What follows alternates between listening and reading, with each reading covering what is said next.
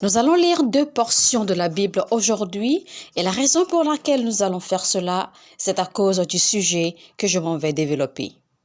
Première lecture, Matthieu 13, verset 22 et Luc 12, verset 16 à 20. Matthieu 13, verset 22 et Luc 12, verset 16 à 20. Matthieu 13, verset 22 dit « Celui qui a reçu la semence parmi les épines, c'est celui qui entend la parole, mais en qui les soucis du siècle et la séduction des richesses étouffent cette parole et la rendent infructueuse. » Maintenant, allons à Luc 12, versets 16 à 20. Il dit ceci. « Et il leur dit cette parabole. Les terres d'un homme riche avaient beaucoup rapporté. Et il raisonnait en lui-même, disant, « Que ferai-je? Car je n'ai pas de place pour serrer ma récolte. Voici, dit-il, ce que je ferai.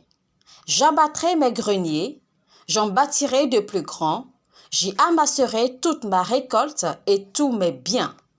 Et je dirai à mon âme, tu as beaucoup de biens en réserve pour plusieurs années. Repose-toi, mange, bois et réjouis-toi. Mais Dieu lui dit, insensé, cette nuit même, ton âme te sera redemandée. Et ce que tu as préparé, pour qui cela sera-t-il? » Alors, je m'en vais expliquer calmement ces 2 portions de la Bible que nous avons lues afin que vous puissiez comprendre. Alors, Dieu veut que nous soyons riches. Dieu Tout-Puissant, il veut que nous soyons riches. Quand vous étudiez la Bible dans Genèse 13, verset 2, la Bible dit « Abraham était très riche en troupeaux, en argent et en or. » Et la Bible dit dans 2 Corinthiens 8, verset 9, « Car vous connaissez la grâce de notre Seigneur Jésus-Christ qui pour vous s'est fait pauvre, de riche qu'il était, afin que par sa pauvreté vous fussiez enrichis. » Et je me rappelle aussi ce que la Bible dit dans Proverbe 10, verset 22, c'est la bénédiction de l'Éternel qui enrichit et il ne la fait suivre d'aucun chagrin. Alors donc, tous ces versets nous font comprendre simplement que Dieu veut que nous soyons riches. Ne permettez pas que quelqu'un vous dise que Dieu ne veut pas que vous soyez riches, car Dieu veut que nous soyons riches. Dieu veut que nous soyons riches, Dieu veut que nous soyons prospères, Dieu veut que vous soyez bénis, Dieu veut que vous soyez fortunés. Dieu veut que vous croissiez et que vous soyez prospères. Dieu veut que vous soyez riches, que vous soyez immensément riches. Dieu veut que vous soyez riches de genre de bénédiction que lui seul peut donner. Deutéronome 8, verset 18 nous dit ceci, « Souviens-toi de l'Éternel, ton Dieu, car c'est lui qui te donnera de la force pour les acquérir, afin de confirmer, comme il le fait aujourd'hui, son alliance qu'il a jurée à tes pères. » Abraham était si conscient et si confiant que Dieu allait le bénir qu'il a refusé l'assistance.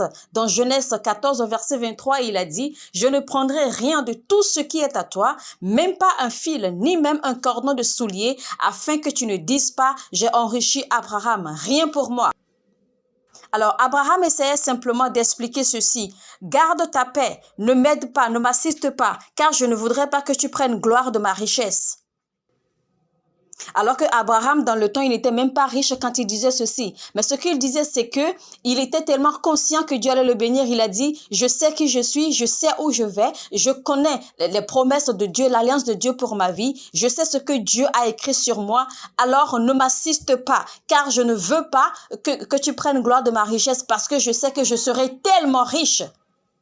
Donc, Abraham était confiant qu'il deviendrait riche. Donc, ça veut dire que Dieu veut que nous soyons riches. Dieu veut que nous soyons prospères et bénis. La bénédiction de Dieu sur l'homme appelé Salomon dans le livre de 1 Roi 10, verset 23 dit ceci, que le roi Salomon fut plus grand que tous les rois de la terre par les richesses et par sa sagesse. Il était tellement béni que la Bible dit qu'en son temps, que l'or était comme des pierres et l'argent était comme de la poussière et chacun avait construit sa propre maison. Donc, Dieu veut que nous soyons riches. Dieu veut que nous soyons bénis. Dieu veut que nous soyons prospères. Dieu veut que nous en ayons plus que nous en avons besoin. Mais j'ai remarqué quelque chose qui m'a intriguée. Alors si la Bible dit que Jésus lui-même s'est fait pauvre, afin que par sa pauvreté nous puissions devenir riches, comment cela se fait-il alors que chaque fois que Jésus parle des riches et de la richesse dans la Bible, il en parle avec un niveau de mise en garde et de colère? Quand vous étudiez le livre de Matthieu, Marc, Luc et Jean, vous vous rendrez compte que chaque fois que Jésus parle de la richesse, il en parle avec un ton de réprimande.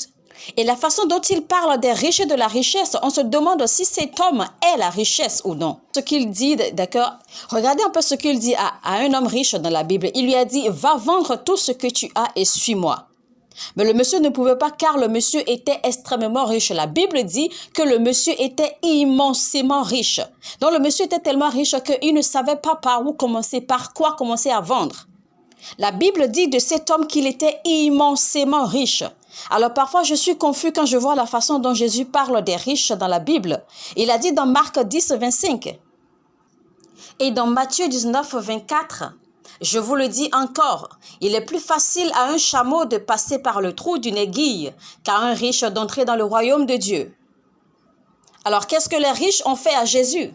Quel était donc le problème avec les riches? Alléluia. Et il parlait dans Marc 10, verset 23, Jésus regardant autour de lui dit à ses disciples qu'il sera difficile à ceux qui ont des richesses d'entrer dans le royaume de Dieu.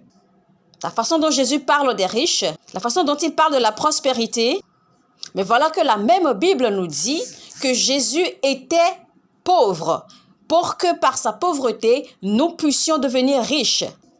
Alors on a l'impression qu'il y a un paradoxe là.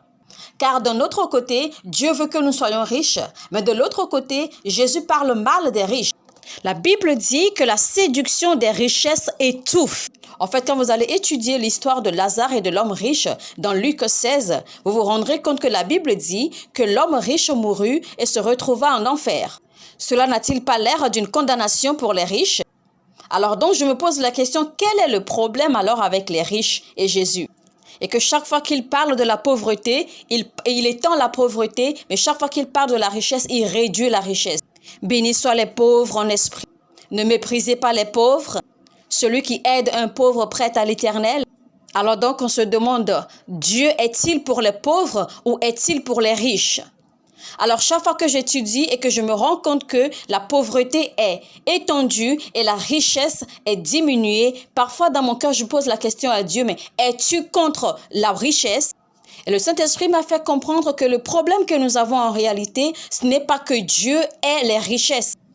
En fait, quand vous lisez l'histoire de cet homme dans Luc 12, verset 21, la Bible dit que béni soit l'homme qui est riche pour Dieu.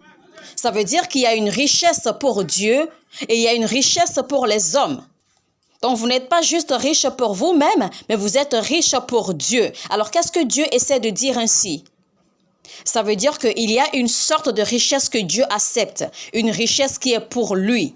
Alors, quand un homme commence à utiliser sa vie, à utiliser sa richesse, sa prospérité, son abondance, pas pour lui-même, mais il commence à investir dans la vie des gens, il commence à investir dans le royaume, alors il commence ainsi à amasser des trésors dans les cieux. Et ainsi, on dira que cet homme est riche pour Dieu. Alors j'ai commencé à comprendre pourquoi Jésus parle ainsi des riches. Alors quand nous étudions l'histoire de cet homme riche, nous commençons à comprendre ce que Dieu essaie de dire. Le problème en fait n'est pas que Dieu est contre les richesses, mais Dieu veut plutôt que nous comprenions que les richesses peuvent être trompeuses. Alors quand un homme utilise sa vie, utilise sa richesse pour les autres, investit dans la vie des gens, investit dans le royaume. Il commence ainsi donc à amasser des trésors dans les cieux. Et ainsi, on pourra dire qu'il est riche pour Dieu. Dieu veut que nous soyons riches. Mais Dieu voudrait que nous puissions comprendre que les richesses peuvent être trompeuses. Et la raison pour laquelle Dieu fera toujours une mise en garde aux riches, c'est parce qu'il veut que nous fassions très attention. Car tout ce qui est incontrôlé détruit. Peu importe qui vous êtes, votre beauté non contrôlée peut vous détruire. Et votre richesse non contrôlée peut vous détruire. Cet homme n'était pas riche par lui-même, selon ce que nous avons lu dans Luc chapitre 12. Sa richesse venait de Dieu. Laissez-moi vous dire ceci. Dieu peut vous donner un don. Et si vous ne le gérez pas proprement, ce don peut vous détruire. Ce que Dieu vous offre ou vous donne en toute honnêteté peut vous détruire si ce n'est pas bien géré. C'est Dieu qui vous a donné l'idée, c'est Dieu qui vous a donné l'intelligence, c'est Dieu qui vous a donné le cerveau.